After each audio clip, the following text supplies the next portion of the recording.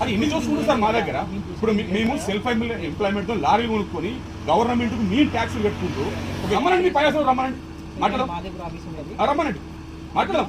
అరే గొడవ చేస్తాడు, రమ్మని చెప్పండి. నవీన్ రావు రాసుకోండి, కంప్లీట్ చేస్తారు. వేరే కదా మీరు క్వశ్చన్ చేసిన లేక కదా మీరు చేసేది ఇవన్నీ. క్వశ్చన్ చేసిన లేక మీరు ఇష్టాలు వసూలు చేస్తారు కదా. మీరు మాకు ఎక్కువ మాసం అవసరం లేదు. పెంచేస్తూనే ఉంటారు. అది అడగారు కలెక్టర్, దాని అడగారు కలెక్టర్, అది అడగారు కదా, అది ఆయన బాధ్యత కదా. ఇది ఎట్లా ఇచ్చారు మీకు సొసైటీకి సార్? రాని మాట్లాడదాం. అన్నం ఒక డ్రైవర్ నీళ్లు దొరికే పరిస్థితి అక్కడ. మా బాధలను కూడా ఖచ్చితంగా స్టైల్ ఇక్కడ వచ్చి బండ్లు ఆపి మీరు వసూలు చేసిపోయి మా గవర్నమెంట్ రూల్ ఏంటి? గవర్నమెంట్ రూల్ దేనికి రూల్ పెడతారు? మీరు ఓట్లు తీసుకుంటారు. ఆమె కూడా జిఎస్టీ ఇచ్చారు కదా, నువ్వేం దేనికి ఇక్కడ ₹10 కట్టాము ఇక్కడ.